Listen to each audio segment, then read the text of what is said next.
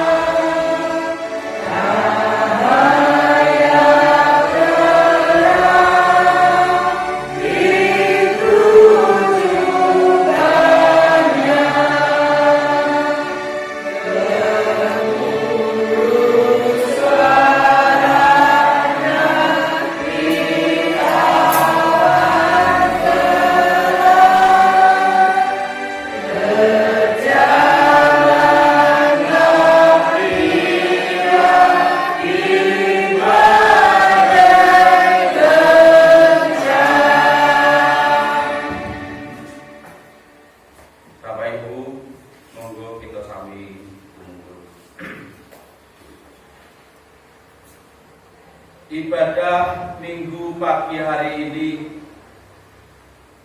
kami lakukan di dalam nama Allah, Pencipta langit dan bumi, yang tidak pernah meninggalkan pekerjaan tangannya dan yang kasih kekal setianya untuk selama-lamanya. Anugerah dan damai sejahtera yang datang dari Allah Bapa Tuhan Yesus Kristus kiranya menyertai kita semua. Amin.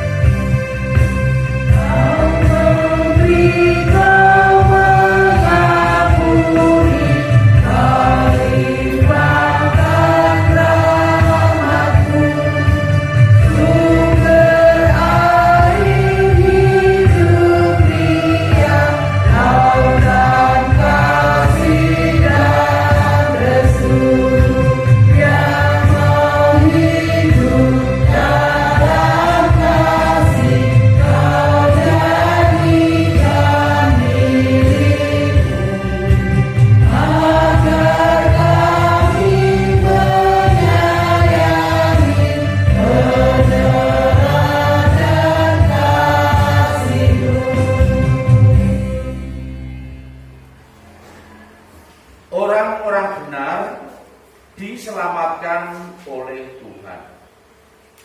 Ia adalah tempat perlindungan mereka pada waktu kesesakan. Tuhan menolong mereka dan meluputkan mereka. Ia meluputkan mereka dari tangan orang-orang fasik dan menyelamatkan mereka sebab mereka berlindung padanya. Demikian firman Tuhan. Aku ingin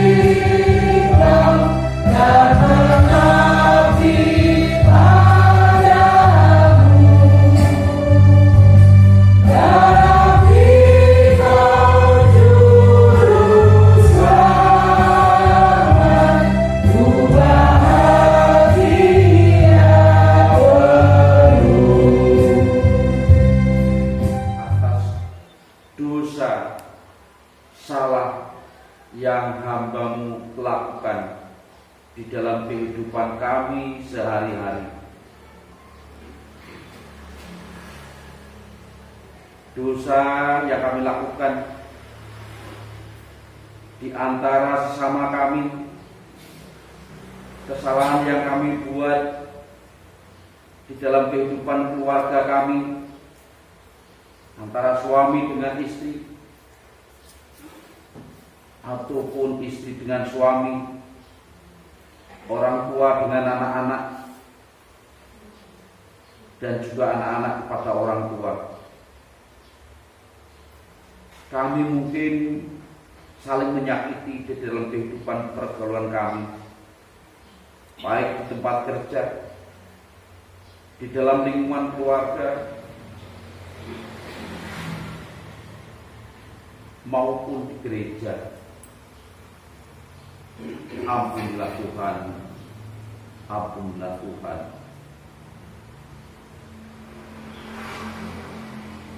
Kadang pula kami melalaikan Engkau. Setiap langkah kehidupan kami di hari-hari mendatang, agar hidup kami senantiasa dalam tuntunan kasih Tuhan, tidak jatuh ke dalam dosa. Inilah ya Allah doa permohonan hamba-Mu kami naikkan atas korban putra-Mu Juru Selamat kami yang hidup, Tuhan Yesus Kristus. Haleluya. Amin. Ia adalah tempat perlindungan mereka pada waktu kesesakan. Tuhan menolong mereka dan meluputkan mereka.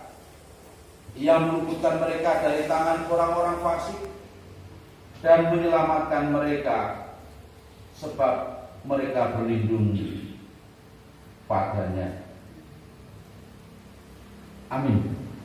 Bapak Ibu yang dikasihi dalam nama Tuhan, tiba saatnya kita membaca, mendengarkan serta menggeluti firman Tuhan.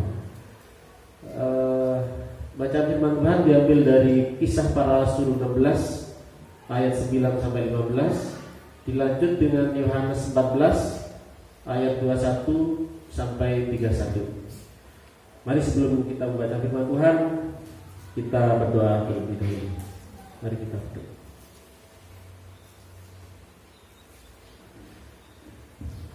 Tuhan Yesus, kembali kami datang untuk mengucap syukur dan terima kasih ya Tuhan. Di pagi yang indah ini, kami boleh bersama-sama hadir di rumah-Mu ini untuk melakukan ibadah kepada-Mu. Kami telah memuji-Mu ya Tuhan, kami pun telah menyembah-Mu ya Tuhan. Sebentar lagi kami akan mendengarkan sabda firman-Mu sebagai makanan rohani kami di pagi ini.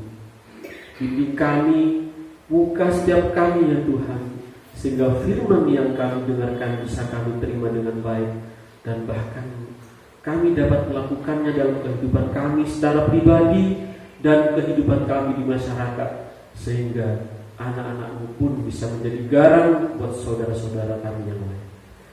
Bagi saudara kami, Bapak Anjar Surasena akan menyampaikan sabda firman-Mu. Urapi beliau dengan Roh-Mu yang kudus ya Tuhan, sehingga yang disampaikan hanyalah kehendak-Mu saja. Berfirmanlah ya Tuhan, kami siap mendengarkan. Haleluya. Amin. Kisah Para Rasul 16 ayat 9 sampai 15, dilanjutkan Yohanes 14 21 sampai 31, demikian bunyi firman itu. Pada malam harinya, tampaklah oleh Paulus suatu penglihatan. Ada seorang Makedonia berdiri di situ dan berseru kepadanya, katanya, "Menyeberanglah kemari dan tolonglah kami." Setelah Paulus melihat penglihatan itu, segeralah kami mencari kesempatan untuk berangkat ke Makedonia. Karena dari penglihatan itu, kami menarik kesimpulan bahwa Allah telah memanggil kami untuk memberitakan Injil kepada orang-orang di sana. Lalu kami bertolak dari Troas dan langsung berlayar ke Samotrake, dan keesokan harinya tibalah kami di Neapolis. Dari situ kami ke Filipi, kota pertama di bagian Makedonia ini, suatu kota perantauan orang Roma. Di kota itu kami tinggal beberapa hari. Pada hari Sabat kami keluar pintu gerbang kota. Kami menyusur tepi sungai dan menemukan tempat sembahyang Yahudi yang sudah kami duga ada di situ. Setelah duduk, kami berbicara kepada perempuan-perempuan yang ada berkumpul di situ. Seorang dari perempuan-perempuan itu yang bernama Lydia turut mendengarkan. Ia seorang penjual kain ungu dari kota Tiatira yang beribadah kepada Allah. Tuhan membuka hatinya sehingga ia memperhatikan apa yang dikatakan oleh Paulus. Sesudah ia dibaptis bersama-sama dengan seisi rumahnya, ia mengajak kami, katanya, "Jika kamu berpendapat bahwa aku sungguh-sungguh percaya kepada Tuhan, marilah menumpang di rumahku." Ia mendesak sampai kami menerimanya. Dilanjutkan Yohanes 14 ayat 21-31. Barang siapa memegang perintahku dan melakukannya, dialah yang mengasihi aku. Dan barang siapa mengasihi aku, ia akan dikasihi oleh Bapa-Ku. Dan aku pun akan mengasihi dia dan akan menyatakan diriku kepadanya. Yudas yang bukan Iskariot berkata kepadanya, "Tuhan, apakah sebabnya maka engkau hendak menyatakan dirimu kepada kami dan bukan kepada dunia?" Jawab Yesus, "Jika seorang mengasihi aku, ia akan menuruti firman-Ku, dan Bapa-Ku akan mengasihi dia, dan kami akan datang kepadanya dan diam bersama-sama dengan dia. Barang siapa tidak mengasihi aku, ia tidak menuruti firman-Ku, dan firman yang kamu dengar itu bukanlah dari Bapa-Ku, melainkan dari Bapa yang mengutus aku. Semuanya itu kukatakan kepadamu selagi aku berada bersama-sama dengan kamu, tetapi penghibur, yaitu Roh Kudus yang diutus oleh Bapa dalam namaku, dialah yang akan mengajarkan segala sesuatu kepadamu dan akan mengingatkan kamu akan semua yang telah kukatakan kepadamu. Damai sejahtera kutinggalkan bagimu, damai sejahtera kuberikan kepadamu, dan apa yang kuberikan tidak seperti yang diberikan oleh dunia kepadamu. Janganlah gelisah dan gentar hatimu. Kamu telah mendengar bahwa aku telah berkata kepadamu, aku pergi, tetapi datang kembali kepadamu. Sekiranya kamu mengasihi aku, kamu tentu bersuka cita karena aku pergi kepada Bapa-Ku. Sebab Bapa lebih besar daripada aku. Dan sekarang juga aku mengatakannya kepadamu sebelum hal itu terjadi, supaya kamu percaya apabila hal itu terjadi. Tidak banyak lagi aku berkata-kata kepadamu, sebab penguasa dunia ini datang dan ia tidak berkuasa sedikit pun atas diriku.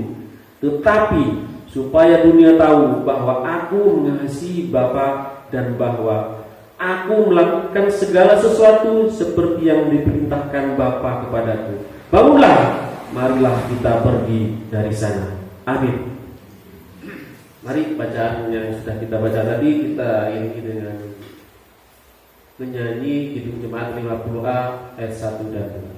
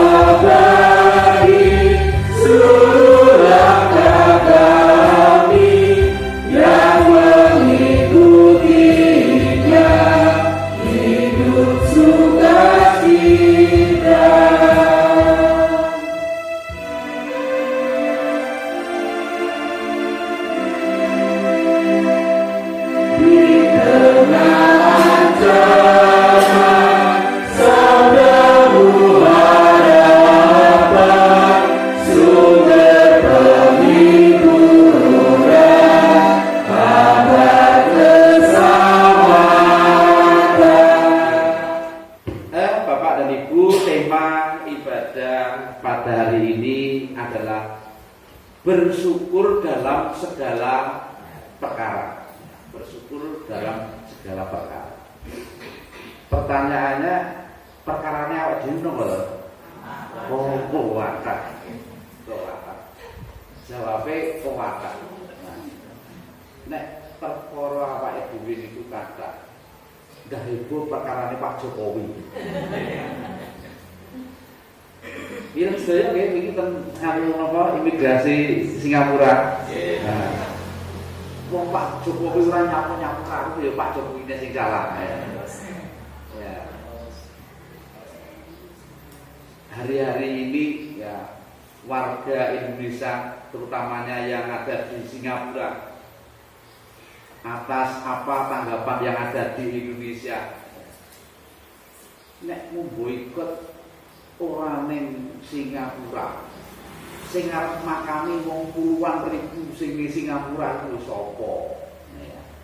Itu barusan apa TikToknya tadi pagi saya lihat kok yo meletek men mikir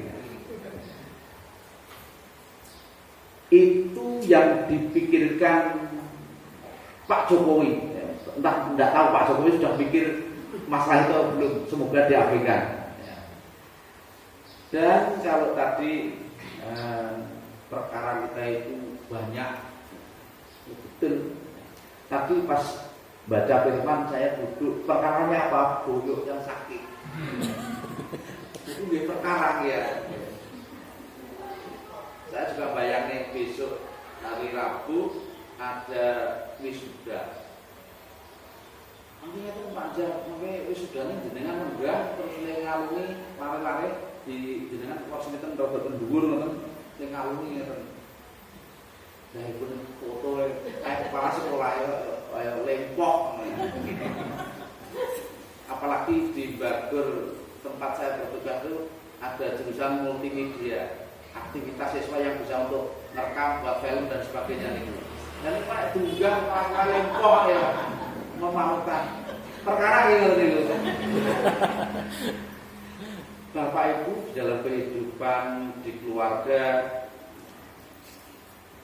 kemarin pandemi dan mungkin sampai hari ini, tetapi hari ini pemerintah melalui Pak Presiden sudah melonggarkan penggunaan masker terutama di tempat terbuka. Kalau di tempat tertutup masih belum dibolehkan. Dan sekalipun di tempat terbuka masih belum dibolehkan, terutamanya yang komorbid termasuk koyok gula. Itu juga perkara Bapak Ibu anaknya karena pandemi punya usahanya jadi macet. Usaha ini angel ya, karena situasi dan kondisi anaknya belum romo, usianya sudah 25. Kalau anaknya laki-laki mungkin perkaranya tidak terlalu masalah. Tapi kalau perempuan, putrane pun dereng. Pindho kapan grisih ditakoni. Sehingga ada anak teman itu nyapa to, Nduk? Kok orang yang rumah karena Pak kos di tempat jauh dan ini juga belum kerja. Ternyata karena yang rumah yang akan ditakoni ya. Itu juga bagian dari perkara kehidupan kita. Perkara kehidupan yang kita hadapi banyak hal. Rumah tangga, pekerjaan, anak belum dapat sekolahan, sakit, kisruh rumah tangga. Ini perkara nggih. Bapak dan Ibu, perkara yang dihadapi kita itu juga dihadapi oleh Rasul Paulus ketika Rasul Paulus hendak ke Makedonia untuk memberitakan Injil. Makedonia itu bagian provinsi yang ada di Yunani. Yunani niku negara nek enten Piala Dunia mesti lolos nggih. Yunani itu negara Eropa siapa yang ilmuannya paling awal-awal, paling banyak. Yunani itu negara dengan banyak jiwa. Ketika Rasul Paulus mendapatkan penglihatan itu bisa diartikan betul-betul delok ngene iki, ya. Betul-betul penglihatan yang ada di dalam hati. Ada seseorang yang memanggil Paulus bahwa minta untuk dapatnya ditolong dan juga dapatnya dilayani. Maka Paulus beserta rombongan untuk pergi ke Makedonia dan ketemu dengan orang-orang Yahudi. Di antaranya ada Bunda Lydia, seorang pedagang kain ungu. Kain ungu itu di zamannya itu adalah kain yang mahal. Ternyata kain mahal yang harganya satu lembar, satu untuk baju itu 7 juta itu saya tahu baru satu.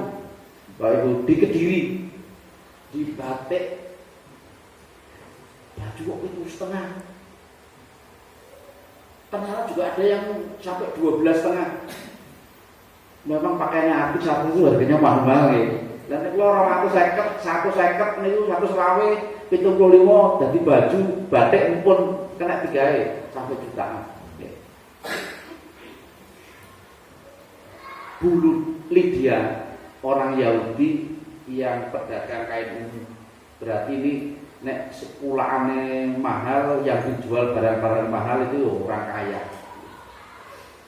Dan satu di antara ibu-ibu yang berada di tempat ibadah orang Yahudi.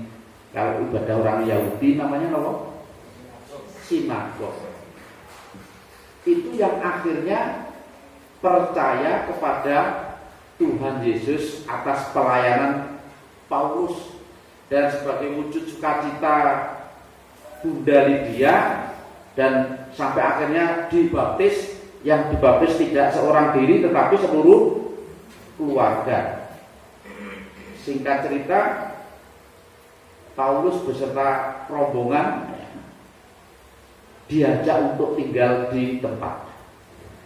Bapak dan Ibu, penglihatan Paulus dan juga hasil penginjilan yang dilakukan Paulus dan kawan-kawan ini bagian dari juga ucapan syukur bahwa perintah Tuhan untuk mengabarkan kabar kesukaan Injil ke seluruh dunia, sekalipun hanya ketemu satu orang Bunda Lydia dan keluarganya, karena mungkin maunya kan punya target yang targetnya ya tidak hanya satu atau satu keluarga, tetapi lebih dari itu. Tetapi apapun yang diperoleh oleh Rasul Paulus tetap bagian yang harus disyukuri. Bapak dan Ibu, di dalam bacaan kita di Yohanes 14 ayat 21 sampai dengan 31 tadi, di antaranya, barang siapa yang memegang firman-Ku dan melakukannya, itu adalah orang-orang yang mengasihi Tuhan Yesus. Dan orang-orang yang mengasihi Tuhan Yesus itu akan dikasihi oleh Bapakku. Begitu pula dengan aku, Tuhan Yesus juga akan mengasihi kita. Janji Tuhan ini adalah ya dan amin. Ya dan amin. Oleh karena itu, segala perkara yang dihadapi Paulus ketika melakukan penginjilan dengan berbagai persoalan yang dihadapi, ketika juga menyeberang sungai, di tepian sungai, juga apapun yang kita hadapi di dalam kehidupan keseharian kita, janji Tuhan akan tetap mengasihi kita dalam segala hal, dalam segala persoalan. Barang siapa memegang perintahku dan melakukannya, dialah yang mengasihi aku. Dan barang siapa mengasihi aku, ia akan dikasihi oleh Bapakku, dan aku pun akan mengasihi dia dan akan menyatakan diriku kepadanya. Akan menyatakan diriku kepadanya. Nyanya itu maksudnya murid-murid Tuhan Yesus yang saat itu berada di situ.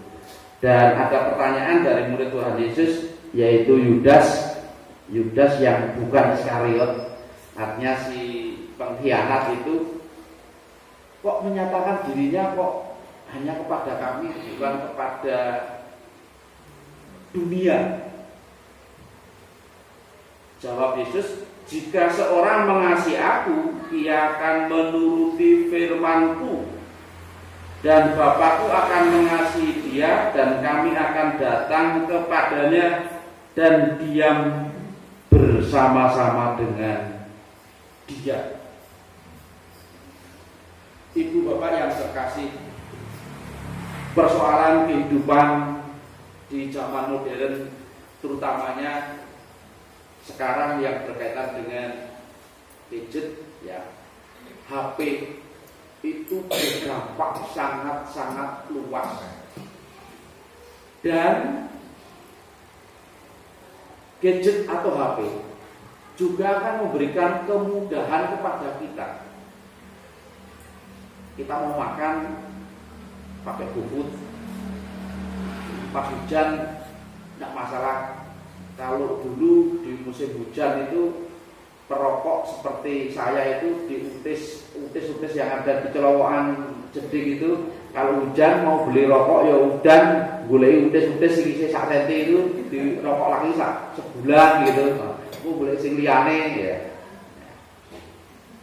Tapi sekarang sudah tidak repot. HP memberikan kemudahan di dalam kehidupan.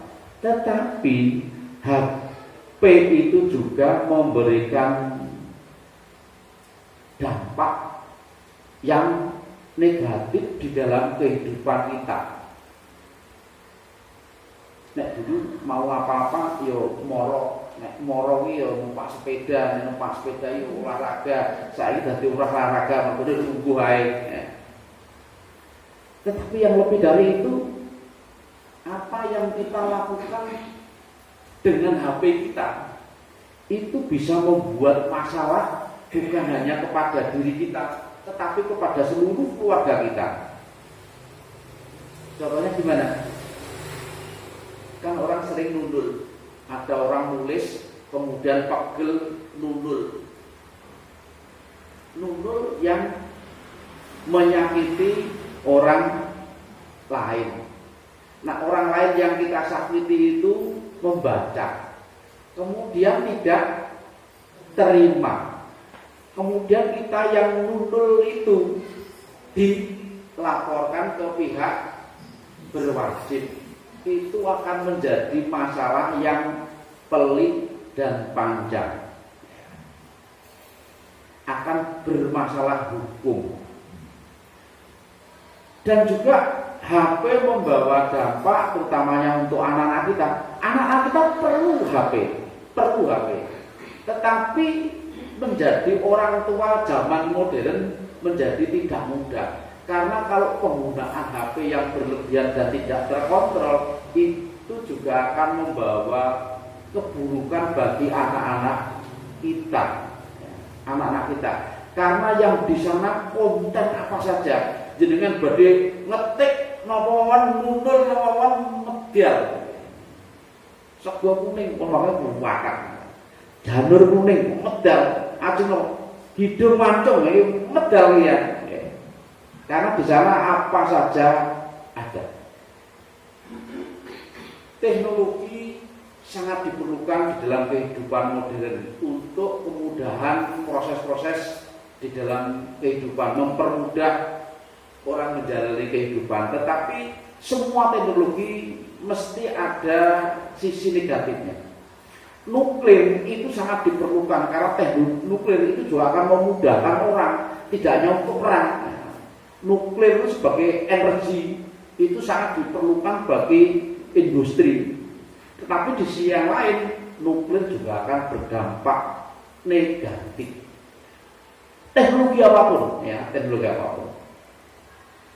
Dan di dalam kehidupan keseharian kita,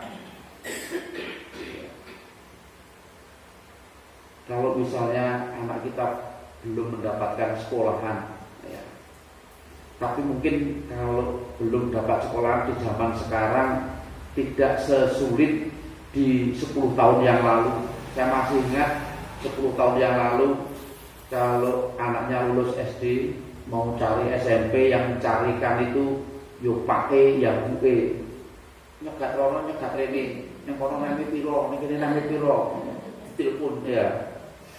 Sekarang sudah ada namanya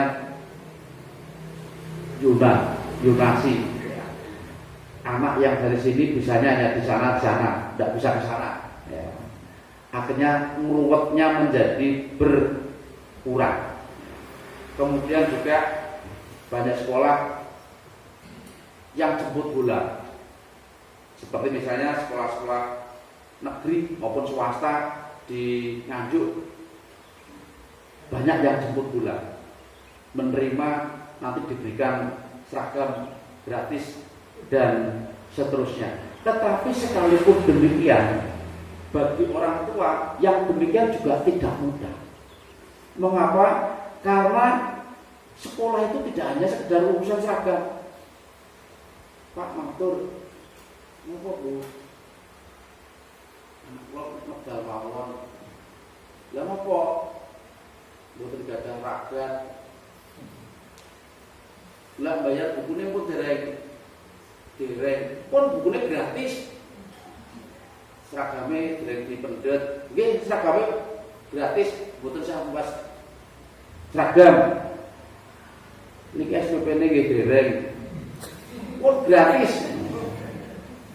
Sekalipun semua sudah digratiskan, 1-2 orang dari masyarakat kita itu tetap juga menghadapi kesulitan. Lah samune berdinten niku lho Pak.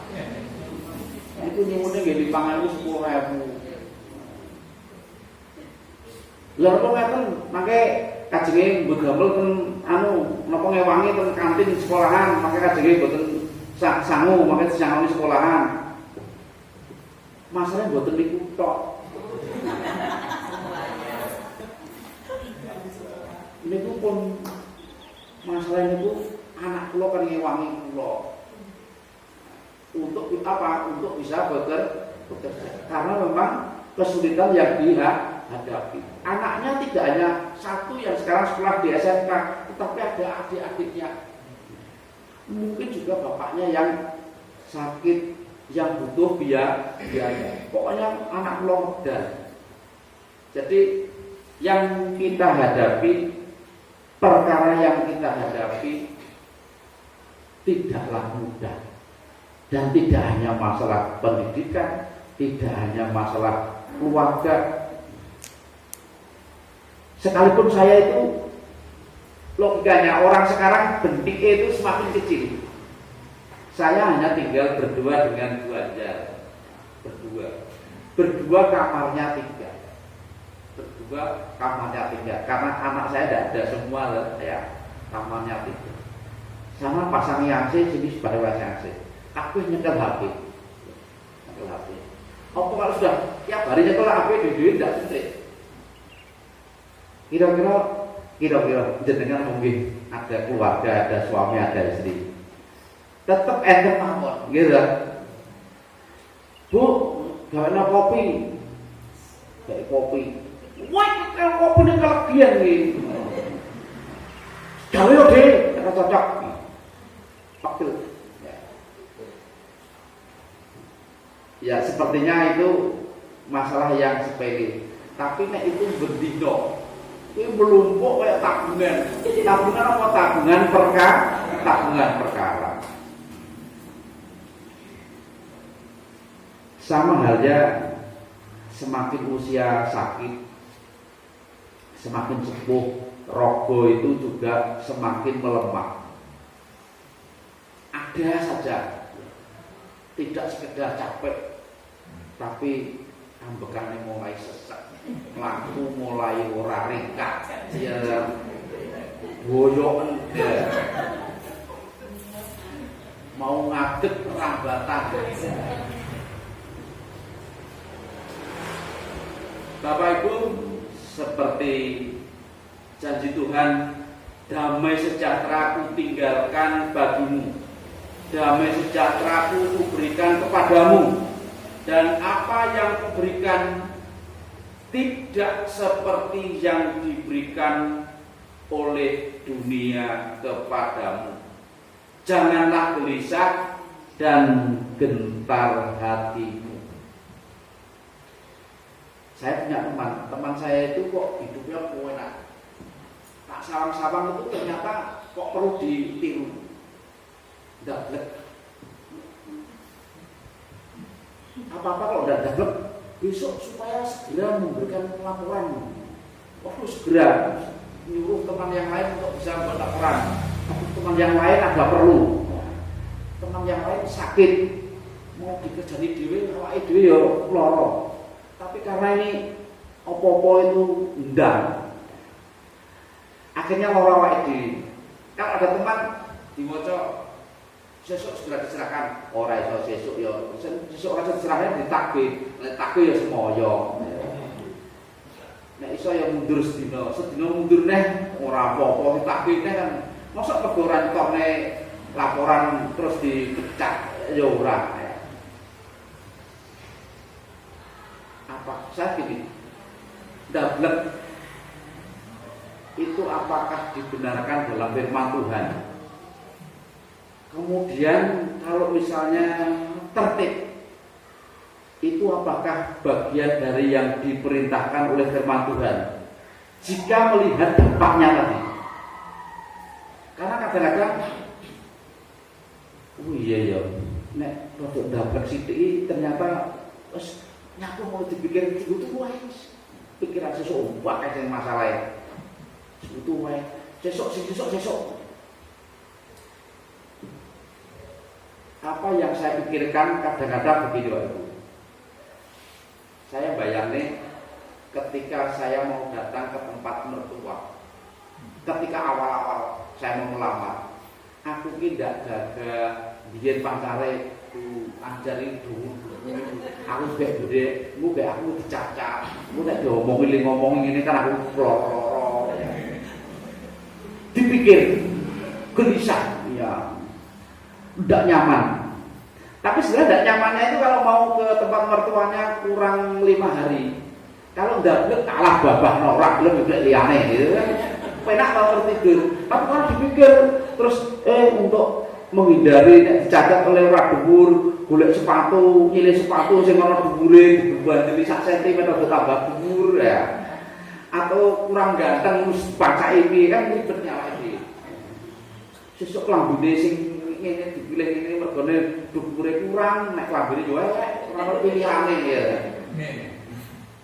Tapi sebenarnya kalau dablek alat babahno nyapo gatek. Toh masalahnya hanya 5 hari itu. Nek tinggal tidur kan masalahnya tidak ada. Masalah ada kan harus selalu dipikir. Maka kadang-kadang oh iya ya dablek itu enek untungnya. Enek untungnya ya. Nek segala hal maunya itu apa sempurna fake itu kok malah ngelarani awak ya. Dulu misalnya di sekolah saya enek guru siji loro tunjuk tau dablek ben wis wingi dipanggil konter teknik ajar ora telat, enggak telat ya. Sampai saya masuk ke ruangannya selfie dengan anak-anak, kelas ini siapa gurunya, padahal saya sudah tahu nama gurunya, biar izin. Itu kok izin ya? Panggil pernyataan. Macam gue kok, ya enak guru dablek kok penake lho. Oh ternyata memang jenenge anak dia anak 5 lho, mesti ora padha kabeh. Betul nggih? Lah kok iki gurune enek 90 nek orang dablek siji loro wajar kan ya. Lha kok dipikir, yo mesti ae wong sakmono mesti ana sing dablek. Nek dipikir tapi nek semula yo turu gitu loh ya. Sama seperti yang kita hadapi. Pasti nanti akan berlalu. Kita harus selalu bisa bersyukur dalam segala perkara. Mungkin bahasa saya yang salah. Dablek itu bagian dari cara kita bersyukur.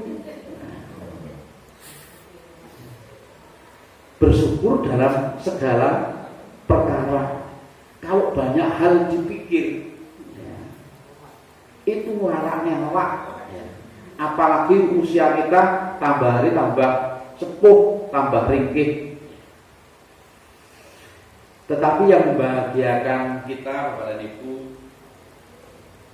sebagai umat panggilan Tuhan, kita anak Tuhan, janji Tuhan adalah ya dan amin. Dan sekarang juga aku mengatakan kepadamu sebelum hal itu terjadi, supaya kamu percaya apabila hal itu terjadi. Mati kita nggak tahu kapan. Bisa 20 tahun lagi, bisa 15 tahun lagi, tapi bisa juga 2 menit lagi. Ya, kita kan nggak pernah tahu. Tetapi satu hal, janji Tuhan kepada kita bahwa siapa yang memegang firman-Nya dan melakukannya di dalam kehidupan sehari-hari, itulah kita yang mengasihi Tuhan. Dan Tuhan Yesus Bapa di surga juga akan mengasihi kepada kita.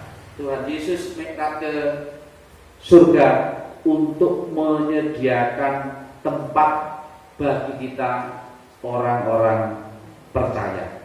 Saya mengajak kepada kita semua supaya kita bisa bersyukur dalam segala perkara yang kita hadapi di dalam kehidupan sehari-hari. Amin. Tuhan Yesus memberkati.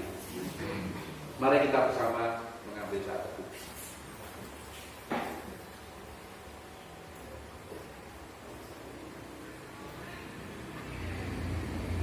Sungguh kami bersyukur Tuhan,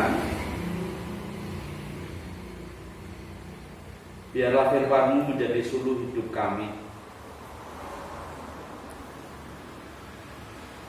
sehingga kami bisa menjadi orang-orang yang senantiasa bersyukur di dalam setiap perkara yang kami jalani. Terima kasih Tuhan. Amin.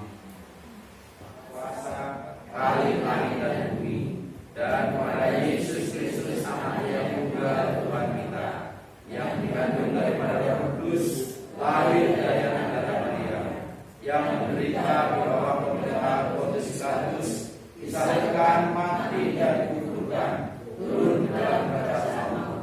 Pada hari yang ketiga, bangkit pula dari antara mati, naik ke surga, duduk di sebelah kanan Allah Bapa yang Maha Kuasa, dan akan datang dari sana untuk menghakimi orang yang hidup dan yang mati.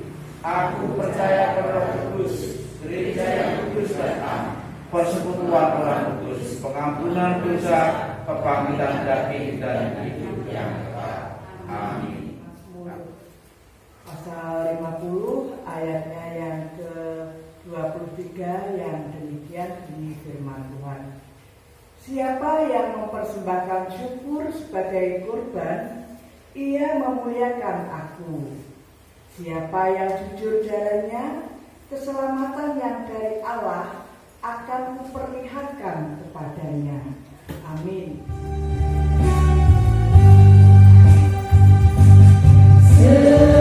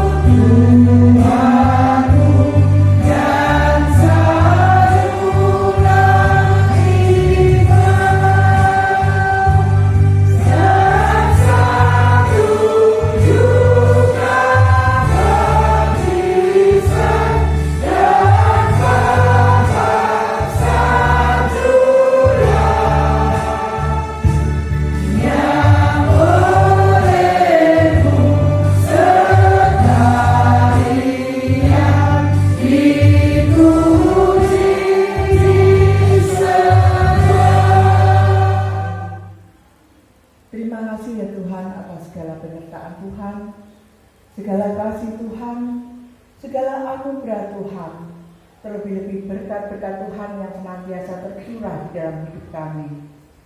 Untuk itu ya Tuhan, perkenankan pada pagi hari ini kami boleh mengambil sebagai kecil berkat yang telah kami terima untuk kami persembahkan kehadiran ini. Kiranya Tuhan mau memberkati, menerima dan mensucikannya. Biarlah ya Tuhan, semuanya menjadikan sarana pelebaran kerajaan di bumi ini, terlebih-lebih bangunan warga ini. Bagi saudara-saudara kami, baik yang sudah mempersembahkan maupun yang pada pagi hari ini belum bisa mempersembahkan, kiranya Tuhan tetap senantiasa memberkati. Bagi saudara kami yang mengelola persembahan ini Tuhan, kiranya Tuhan juga jangan biarkan sendiri, Tuhan bimbing, Tuhan tuntun, sehingga apa yang dilakukan semuanya seturut dengan kehendak-Mu. Tuhan, perkenankan kami mempersembahkan seluruh jiwa raga kami untuk kemuliaan dan kemakmuran nama-Mu. Demikianlah ya Tuhan, doa dan rasa syukur yang kurang sempurna ini kami serahkan kehadiran-Mu di dalam nama-Mu yang kudus, Tuhan kami Yesus Kristus, Juru Selamat kami yang hidup. Haleluya. Amin.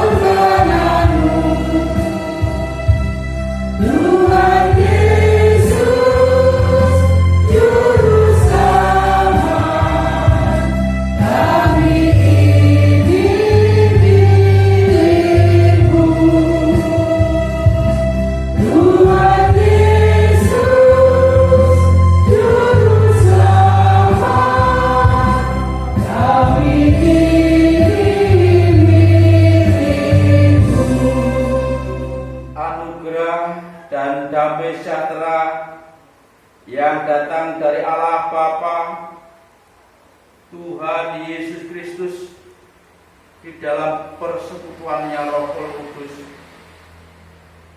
menyertai kita pagi hari ini sampai kekal selama-lamanya. Haleluya. Amin.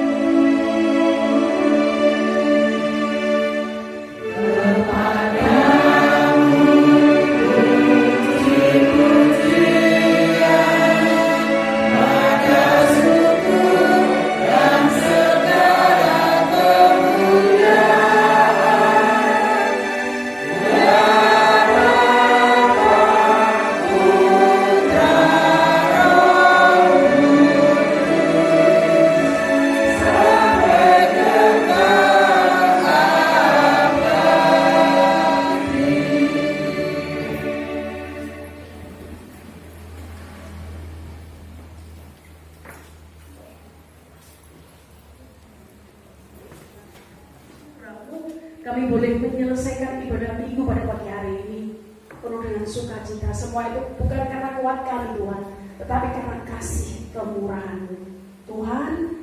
Engkau telah memilih Bapak Anjar pada pagi hari ini untuk melayani kami. Meskipun beliau sakit Tuhan, tetapi dia tetap setia melayani kami karena Engkau telah memilih beliau untuk melayani kami. Dengan rasa sakit itu Tuhan, untuk itu Tuhan, supaya beliau saat ini memperoleh kesembuhan, sehingga beliau akan merasakan bahwa kuasa-Mu sungguh luar biasa ya Bapa, sehingga kesembuhannya boleh menjadi saksinya dan semakin setia melayani Engkau. Di dalam Tuhan Yesus Kristus kami serahkan Bapak Anjar. Amin. Tolong kekuasaan Bapak Anjar duduk mawon. Dalam langit doa syafaatnya dilompatin enggak apa-apa. Tuhan tahu